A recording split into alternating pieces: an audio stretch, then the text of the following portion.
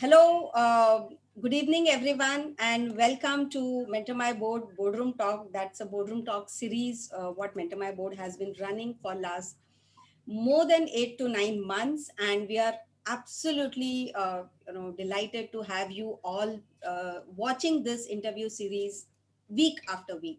So, Boardroom is a place where fortunes of great companies are written, and hence, in the pursuit of bringing the best practices followed by the directors, professionals, we have been conducting this interview series with directors, professionals, and business leaders who have been guiding, acting as torchbearers for the corporates and the boardrooms. Let me first introduce Mentor My Board to you. Mentor My Board is up and running platform which is fully functional now, where corporate directors come together to learn, to network, to sharpen their boardroom skills. We are on a mission to transform Indian corporate directors and boardrooms and create a community of 1 lakh directors by 2027. Now, thank you for viewing, liking, and sharing our Mentor My Board pages on LinkedIn, YouTube, and Facebook. And don't forget to join our community on Mentor My Board, that is Boardroom, exclusive place for the directors and the corporates. So today, I, CS Divya Momaya, founder of Mentor My Board, invite our esteemed moderator, CS Bharti Iyer, who has reached 30 years of insurance industry experience and an eminent advisor to Mentor My Board.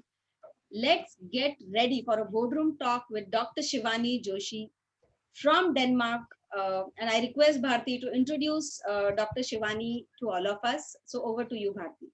It's a real pleasure, Divya. Thank you so much.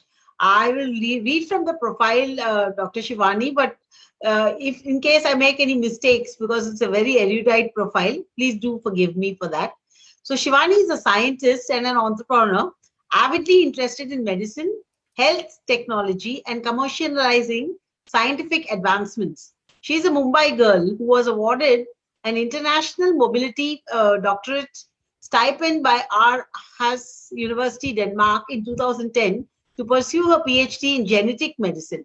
Wow. After finalizing her PhD in 2014, she worked as a postdoctoral researcher, similar to an assistant professor position, for around 2 years and eventually transitioned from academia to a project leader of a multinational biobank, INEB, spanning 8 eminent nephrology centers in the European Union, USA, China, and Japan. Simultaneously, she was also a scientific advisor in Pharma Evidence, that is in short form PE, a health economic consultancy also. Several business ideas later, her stint in PE snowballed into a co-founding Sylvie.ai, a tech company that's specializing in applying machine learning and artificial intelligence to extract patterns from health data. Her fervor for venture building, health tech, evidence based medicine translates through her work in Sylvie.ai as well as health tech advisory, and amongst many other, this thing EIT, Health EU, and SIBA India. As Divya is also a SIBA India, member. So we are both, very really looking forward to talking about your journey. So let's start off with a little bit of a background about your professional journey. How did you start this, business Sylvie.ai, and a little bit about that in layman terms, please. Thank you so much for the very correct intro. It's Aarhus University, and it's an amazing place to do your PhD. So hi, I'm Shivani, and you've seen the intro. And actually, the entrepreneurial bug caught me while I was in India. I was not very aware of it. I finished my master's in biotech from Mumbai University, and then for nearly 2 years and a half, I was working in a genetic diagnostic startup-ish. It grew really fast.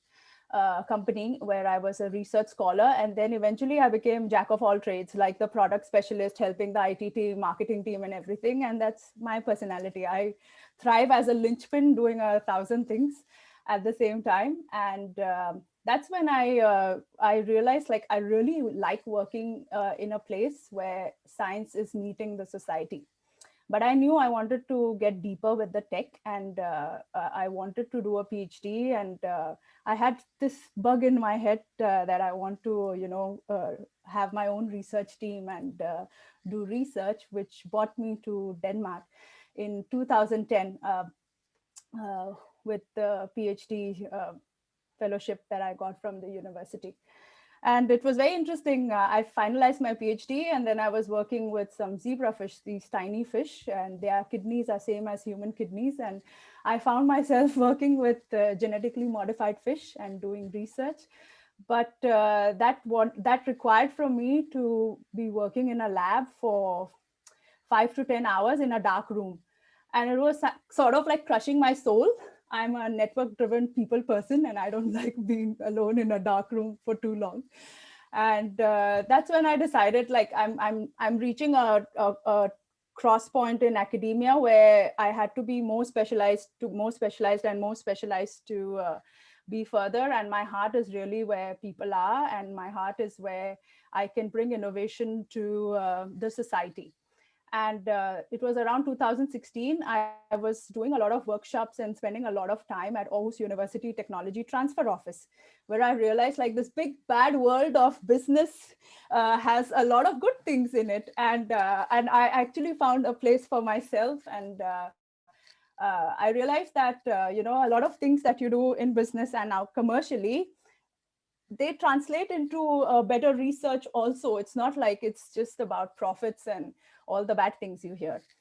And that is why that point I was very curious about what can I do, and what is it that I really want, and how can I bring my full self to work. And I transitioned into the project leader position, and I met our current CEO, Tuva, in 2017, where I was working with her.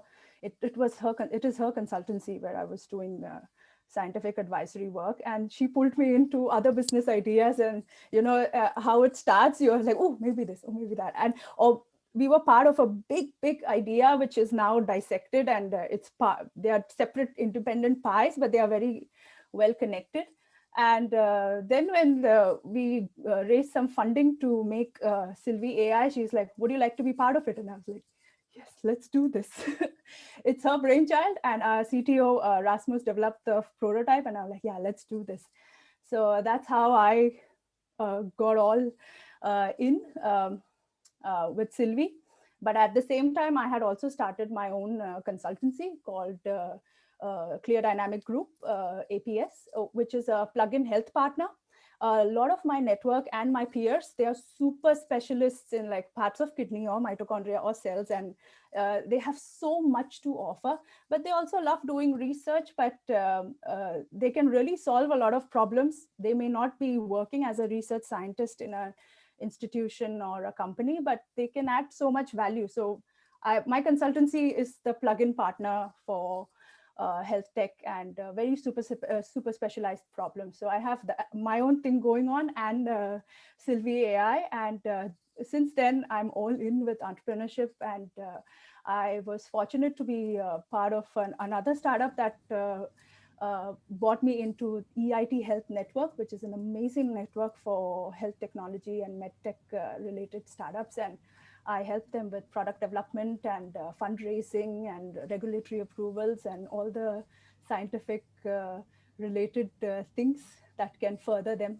And then when I came to India, I think it was 2019, I was in SIBA. They had an AI and logistics seminar. And of course, I was there because I was curious. I knew at least AI, not so much about logistics, but I realized there was a company that helped with logistics for genetic diagnostic samples. And I'm like, yeah, I know a lot about that because I worked in India.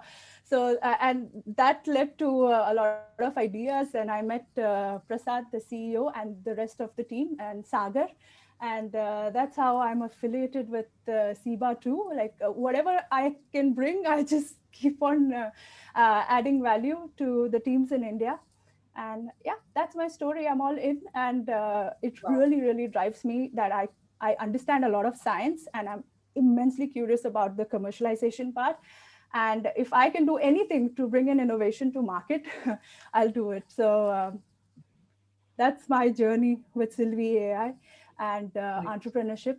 And yeah, what Sylvie does is we extract patterns from scientific data, and especially in health technology assessments or meta-analysis, where you have a lot of published data, for example, for a drug. And we extract that data, we use artificial intelligence to extract that data, and then use statistical modeling to make sense of that data.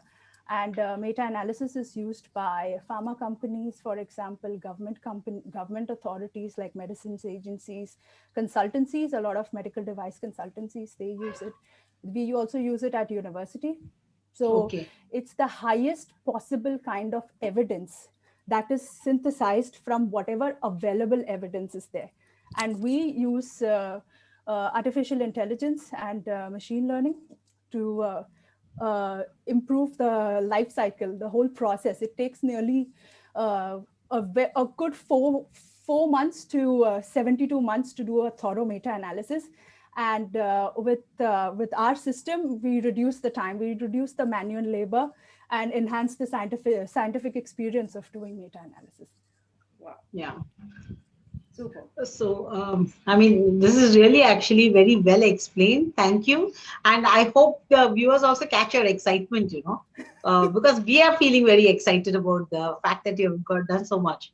Now, I just wanted to ask you, how important in your mind is independent thinking for development of multifaceted free thinking? Independent in terms of a pioneer who is beating a new track, because this is really new track, So how independent? Do you get influenced by people's ideas, and how far? Like even SIBA, no, they must be having people who are there. So are you getting influenced by their ideas, or you just decide to do your own thing always? Independent thinking. Your thoughts. Decide to do your own thing always. I think there's a phrase in Denmark, they say a bone in the nose, like she's very stubborn, she does what she does anyways. So my family, friends, and everybody who knows me, they're like, she'll anyways do what she wants to do. But jokes apart, I think independent thinking is very important. It drove me to do my PhD, which the training helped me to think independently. It also honed my critical thinking skills and analytical thinking skills. But I think in a startup, and especially when you're growing like crazy, independent thinking is very important, because everybody on the table adds some value, some perspective, and new ideas. So it is very important to have independent thinking, to voice your ideas, and to be heard, and to listen the ideas. I think it's very important. And I personally never take anything for granted, like this is how it is. I have already had a rash whenever I hear that phrase, that this is how it is, and I always challenge the status quo. And it's always about like, how can we improve this, right? There's always room for improvement. So it's very important in starting something, or keeping an open eye of how the latest developments can improve the quality of things we are doing, or enhance the processes, or just solve a problem. So yes, it is extremely important, but I think listening is also very important. Ah. So in fact, yeah, go ahead. Making the safe space, right? Even our like from the CEO to the analysts, everybody must have at least we do that. Ours is not the biggest team, but whoever is in the room, we are very mindful about creating a safe space, that you are heard. And there are really my professor used to say, my supervisor says this, and I really hold it very close to, there are no stupid questions or stupid ideas. It's just that maybe we don't understand them, and to encourage people to speak up. I think, what you spoke, even though you are not independent director on any boards, every word you spoke actually fits in, for a women director, especially when we talk, to be, heard in the boardroom, to speak, to be independent, give their judgment, ask questions. I mean, everything what you spoke actually correlates with the boards and boardrooms. So I could really sense what you are saying, and somewhere uh, with this regulatory requirements of being, having independent directors, women independent directors on board. Today, in Indian scenario, it seems to be little kind of only a statutory requirement, because you want to have, you should have. You should have, and therefore you must have someone. But if every woman who's getting appointed, plays this role, what you just spoke about, actually that will turn around the entire scenario from just having a statutory compliance to having a woman as a mandatory thing, that whether it is by law or not, but you must have a women director who gives the independent opinion, or not only for women but also independent directors per se. So the point is very well taken. Over to you, Bharti. Yeah, absolutely. I was just admiring that. The Yeah. fact that you said that you have to take your own path, but at the same time listen to other ideas. So you should not be, stubborn like a donkey. Like a horse, Yeah, or horse with blinkers. That's right. But at the same time, be open. That's very, very important. Like they say, a parachute and an open mind work. Only when they are open. Otherwise, both don't work. Yeah. So the next is like, for having a startup, for starting up, you have to have a lot of skills, because you do engage for the finance, you engage somebody, and for the legal stuff, you engage somebody. But there has to be someone from the owner who owns actually all these things, like what you want, have it translated. So from your point of view, how important is it to own these skills? How do you actually get into this? Because you are a PhD, you are an academician. How did you pick up on this and commercialize it? And what did you do? Because it must have been pretty fast, within a matter of 6 months. So what did you feel was very important? How did you manage to acquire those skills? I'm a PhD who was a lot out of the lab in a lot of networking events. And I'm like this, like my antenna is always on. I'm very curious.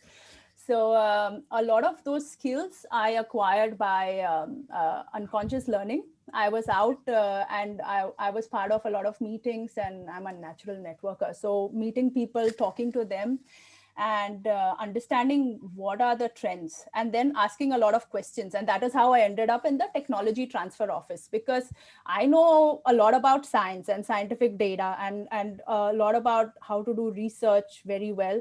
I didn't know anything about business model training, for example, or the CAPS table.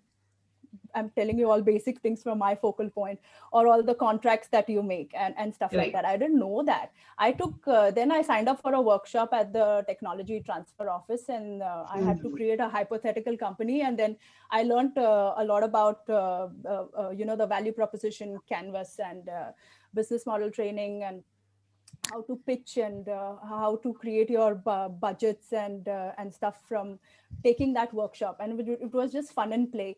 But then I was also, thanks to our CEO, she brought me into the rooms where people were building ideas and then pivoting, and then building ideas and pivoting, and I could add my 2 cents. And then I could also discuss stuff with her, and it helps that she's slightly experienced as an entrepreneur. So she managed to get a lot of investments in the company. But my journey has been through unconscious learning, a lot of it being out, understanding the trends, then conscious training with the tech transfer office, and then applying that in real world scenarios, sitting in those rooms and doing my share, but seeing how it impacts in the whole picture, and how it is translating into commercial, you generate money, you have proof of business, or further funding with venture capital and stuff.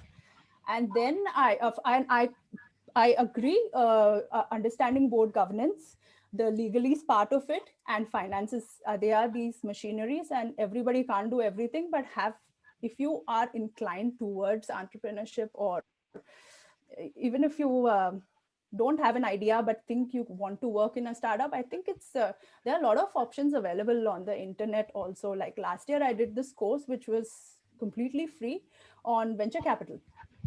It's called Venture Deals, and then 5 people met. We made a hypothetical pharma company. We made a cap stable and raised Series A funding and made a pitch and stuff.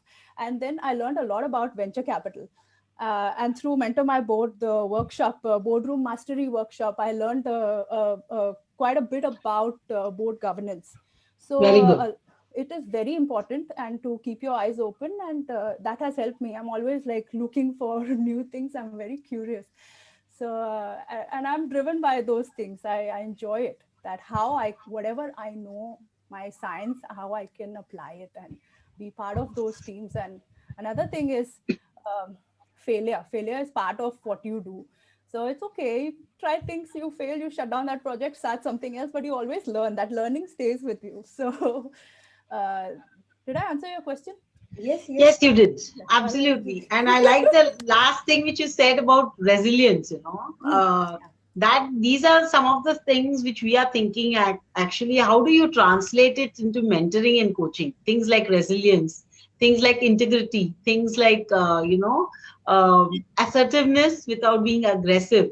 mm. These are things which we are trying to translate into how Mentor My Board can help in practical terms, to make such programs. I just wanted to ask you, now segueing into the next question, how do you feel Mentor My Board can help with young entrepreneurs such as yourself, at the same time develop varied skill sets for new age startups which use AI, IoT, design thinking, augmented learning? Yeah, I mean, I'm a big fan. I'm biased here. I'm a big fan of Mentor My Board and all the things Mentor My Board has to offer. And in the last 6 months, your offerings have grown so much. So I think you're doing a fabulous job of offering the mentoring programs and the startup boardroom courses and your workshops. I really loved I think, when was it? I don't remember, but it was 9 hours. It was a whole day boardroom It discussion. was And 13th April, 13th yeah, April, yeah, yeah. 13th And April. and the best part was, I remember I wrote this in my feedback. I was very mindful about it. You had invited such engaging speakers, like they wanted to talk and give and give, and they had also they were also careful about uh, not keeping their jargon too technical, and they use some nice analogies and stuff like a complete layman like me could also understand. So Mentor My Board is doing a fabulous job. uh, New tech will come. Tech keeps on evolving, business models keep on evolving. So I think you're doing great by the boardroom uh, these uh, series that people come and Yes, talk, like what I'm doing right now. I'm sorry, what was the name of the series? boardroom mastery. Yes, boardroom mastery series. So you keep the dialogue on, and then if we can and this also comes because I'm a curious person about examples of business models or user cases where they have used this technology. And sometimes maybe you don't have to really know a lot about VR technology. It's the application, right? How it is solving the problem, and you have experts who can help you with that. But examples from a point of view as how does this tech improve the whole process, and the commercialization helped in the greater good and generate business and stuff, but how did it really solve the problem? So I think Correct. I'm personally interested in that. And even the logistics seminar by Siva was amazing, right? Like, so those examples to understand how the tech is applied, and then it's up to you, individual, that if they want to go deeper in understanding all the AI models and things, or if you can understand the business model and the applications of it. Wow. I really like, your learning attitude and absolutely keeping the mind open. And one thing which you spoke about networking, I think a lot of women, I mean, when I see particularly women, they somewhere lack, those networking tricks, and that's where they land in, those hesitations, challenges. And this I think one very good point which I'm going to take, and share with whomsoever I interact, as to women have to be really more and more interactive in terms of networking. And one thing which I want to ask you, is about women leadership. Mhm. So how have you been observing the women leadership in Denmark, Mhm. and how have you seen women leadership in India? Because I Mm. think if I tell you the statistics, recently some survey has come that India has ranked high on the board leaderships amongst women. Mhm. So again, we are setting some good example, but there are, still improvements needed. And those, as you said, every time we are going to keep improving ourselves. So what's your say on those leadership aspects when you see the Denmark and India? Hmm. Any thoughts on that? I'm very disappointed with Danish numbers though.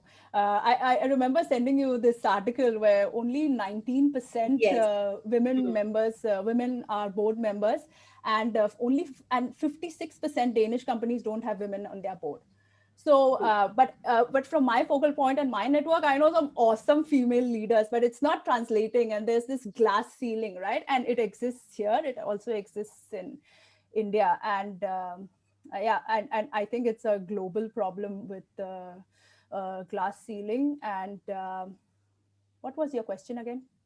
My question was comparison between the Danish leaders, women leaders, and the Indian women leaders. Any upfront, you see the difference in their thought process, difference in their mindset. Hmm. Women leadership, definitely India has wonderful women leaders, and Yeah. I mean recent studies have been showing that Indian women, when they are even in other countries, they are proving themselves as better leaders. So those studies are always there. So how you see the leadership in Denmark in women as compared to women in India? So that comparison, if you can think Hmm. of. Hmm. That's an interesting question. Uh, Quality wise, I mean, you have your qualities and your education and all the cerebral things. I think it's alike. It's just how the culture is, but still, like I told you, the numbers, and there are these problems. So but the culture here is very flat and hierarchical, and even like when you're a child, you are encouraged to think very independently. So this is an answer to women leadership versus Hmm. in Denmark versus India, but I'm telling this leadership in general. In Denmark, it's very different. You are very independent. You are encouraged to be independent. It's appreciated actually, and there's flat hierarchy. There's very little power distance. The Oh, problem is with women leadership and representation. And that is a problem in India and Denmark too. It's the glass ceiling, and people, like, I don't know what is the word, but you say greenwashing under the name of sustainability. There's a lot of washing that goes on under the name of, like you said, diversity. But the real problem, I think, is inclusion, lack of inclusion. So there's diversity and people are sitting in the board, but then nothing happens. correct. So I think women leaders to me, Indian women leaders, and I know some amazing ones personally, and Danish leaders, I think qualities are the same. We are so educated. We are, go-getters, and you manage your family, work-life balance, everything. But then when you have to show the representation, I think the problems are the same. Wow. And the cultures are slightly different, but the problems are the same, and there's lack of inclusion. Correct, And correct. we need to address that. And I think we need to change the dialogue from diversity and more diversity to know how do we solve inclusion. We need to solve inclusion Correct. and discuss more about that and hack that. Correct. I think so. Do you think capacity building amongst women, rather than fighting for that diversity, the numbers, we should bring or focus more on the capacity building, that make yourself so capable that Mm-hmm. nobody has no for you.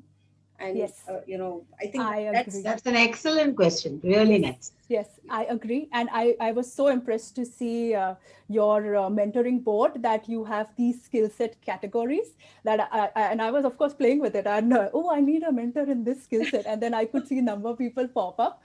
So, and capacity building is really, really important. And that is where I love the work you do. You have the Women Leadership Network too, and you have women representation in your boardroom talks, because how can you be what you don't see, exactly. right? So I appreciate that you are very mindful about it, and you are bringing in women leaders. and you have made the skill set part of it. And capacity building is very important. But I'll tell you from my own experience, like I've been through some coaching sessions, and here and there, it's because I try to be very self-aware and understand, like, of course I'm lacking this and that, or how do I take my skills to the next level. And when I'm in different workshops and uh, coaching sessions or something, sometimes I don't even think of those questions, and they put it in front of me.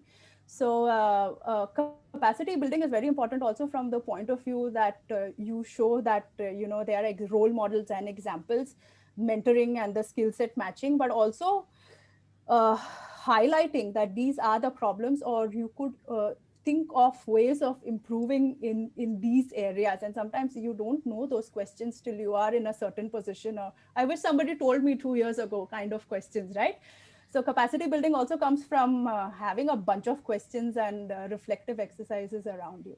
And it's a must. It's a must. And yeah, like you said, forget all the agendas and the initiatives that happen, but making women so capable enough that you cannot say no, or they go and start their own thing, and then not wait for an opportunity, but just create your own world. Absolutely. I think point well said. And now, as we come almost to the close to the session, I have one more question to ask you. As I know, you have been a mentor at SIBA, and you have been handholding a lot of mentors, a lot of incubatees at SIBA. So, what has been your, experience when we talk of the board governance or board practices in those companies? Have you seen good practices, or they always struggle with those things? So what has been your experience when you talk to those startups? Because my experience, if I tell you, because I have been a company secretary, and we guide a lot of companies starting from their company formation till getting the companies listed on the exchange, so entire compliance journey. And we realize that at the startup phase, the entrepreneurs are more focused on business building, and at that time they have complete you can say they defocus on the compliance. And Mm-hmm. that actually triggers when some investor first time is going to hit the company with the investment. So how has been your experience, and have you seen those challenges in your journey while mentoring, or in your own journey as a startup? Mm-hmm. Uh, uh, uh, I'll be honest with you. A lot of my conversations with the startup are from the product development side. So I don't poke my nose where it is not supposed to be poked, unless we have a candid conversation about board building, or unless they ask me. And one thing that we've learned, and we are mindful about it, and I also tell the startup is have your boards uh, understand the things. Yeah, we can hear you. Yeah, okay. There was something popping on my screen. So understand the things that you need, and agree with the board members that they might be changing. It's not like you are a board member, so you'll be sitting there. And that is what I have shared with them. And to because I'm a scientist, and I'm very serious about all the compliance and things to be done correct, and I'm very critical about it, I tell this to mostly to the non-scientific folks who are fluffy. Like, please be correct, otherwise this is going to bite you. And I tell them that about from the product development point of view, of course, but yes, I mean, compliance is very important. And and I work a lot with digital health startups. So your data sharing and the regulations around it is very important. So to be mindful about it, and not just break barriers because you can, it has to make sense. Absolutely, absolutely. Wonderful. Thank you so much. And, when we close, one question which I think, probably everyone might be having in this vaccine, era which is going on, and we are so much to talk on the Indian vaccines and the world, and the way, entire world is looking at India. So what's your take on that, or how has been you observing from there, so you always have that outside in perspective. So how do you see from Denmark to India when, in terms of the vaccination program? So any thoughts on that before we close? I mean, India is so massive. It's so beautiful to see how well we have dealt with the problem, knowing how big and diverse India is, and our societal financial problems are uncomparable to Yeah. other countries. So, bearing all that in mind, we have managed to deal with COVID to the best of our abilities, and developed our own vaccine, and it's going pretty well. And I was reading an article where there are no more new cases. So and that is very, very interesting to see that despite of all the testing, the numbers have gone down. And I'm curious as a scientist, like what's happening.